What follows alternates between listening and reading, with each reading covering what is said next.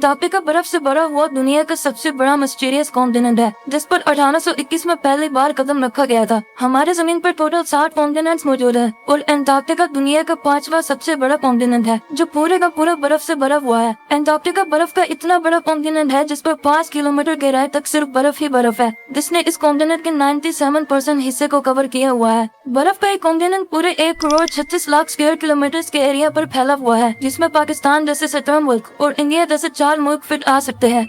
इस कॉन्टिनेंट पर इतनी बर्फ है कि अगर वो एक साथ सारी पिघल जाए तो दुनिया भर के समुद्रों की सतह में 200 फुट तक इजाफा हो जाएगा। दुनिया की फ्रेश वाटर का 60% हिस्सा अंटार्कटिका में आइस शीट्स की शक्ल में मौजूद है। चाहे जून जुलाई का गर्म मौसम में क्यों ना हो, लेकिन अंटार्कटिका का टेम्परेचर पूरे साल -50 डिग्री सेल्सियस से -90 डिग्री सेल्सियस तक रहता है, और यही वो वजह है जिसकी वजह से यहाँ जिंदगी की उम्मीद लगभग ना होने के बराबर है। हत्ता कि पूरे अंटार्कटिका में सिर्फ 2 एटीएम मशीन ही मौजूद है।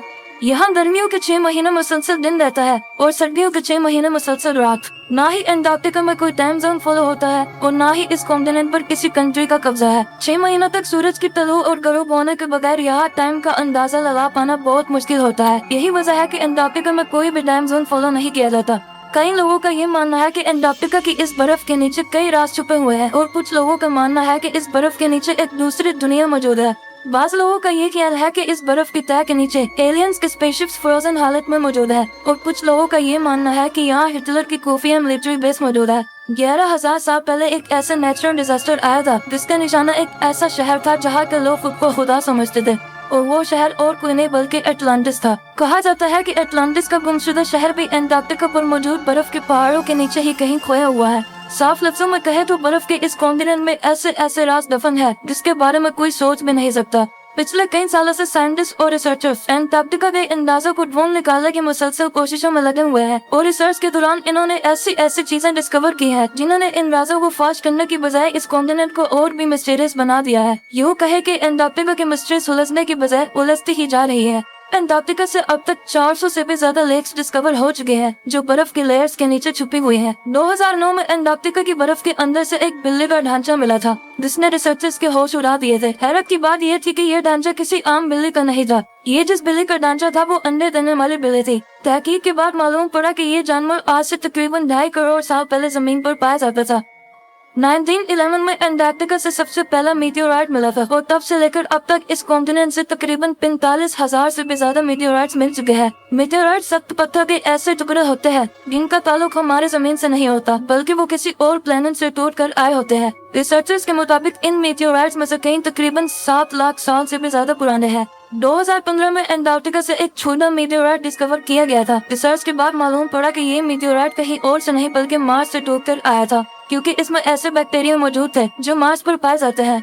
2014 में आर्कियोलॉजिस्ट ने अंटार्कटिका से एक ऐसी चीज डिस्कवर की जिसने सबको हैरत में डाल दिया था। आर्कियोलॉजिस्ट को रिसर्च के दौरान 3 इंसानी खोपड़ियां मिली जो अंटार्कटिका से मिलने वाली पहली इंसानी खोपड़ियां थी। नॉर्मल खोपड़ियों के मुकाबले ये खोपड़ियां बिल्कुल अलग थी, क्योंकि इनके सर इंतहा से ज्यादा बाहर निकले हुए थे। इस तरह की खोपड़ियां साइंटिस्ट को इजिप्ट और पेरू से भी मिल चुकी हैं, जो इस बात की तरफ इशारा देती हैं कि शायद आज से हजारों साल पहले अंटार्कटिका में भी लोग रहा करते थे जिनका कोई न कोई ताल्लुक एंशिएंट इजिप्ट सिविलाइजेशन से भी जरूर रहा होगा।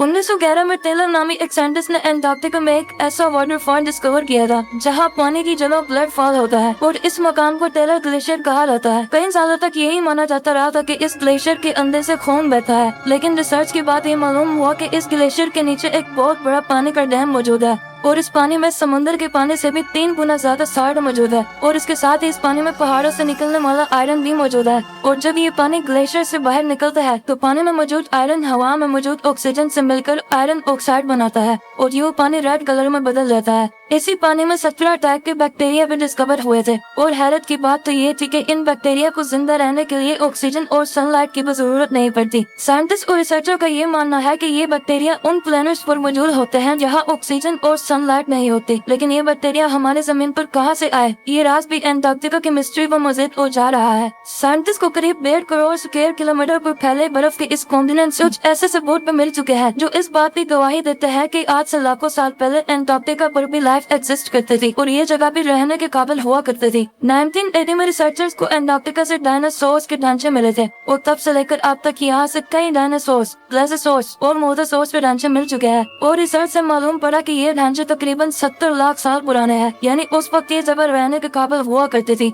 1100 फुट की गहराई से आर्कियोलॉजिस्ट को एक इंतहाई खौफनाक मखलूक का ढांचा मिला था। ये ढांचा 8 फीट तक लंबा है और इसका स्केलेटन जमीन पर मौजूद किसी भी जानदार से मैच नहीं हुआ और आज तक इसकी असलियत का पता नहीं चल सका। उम्मीद है आप इस वीडियो को लाइक और शेयर करेंगे और चैनल को भी सब्सक्राइब करेंगे। मिलते हैं अगली वीडियो में।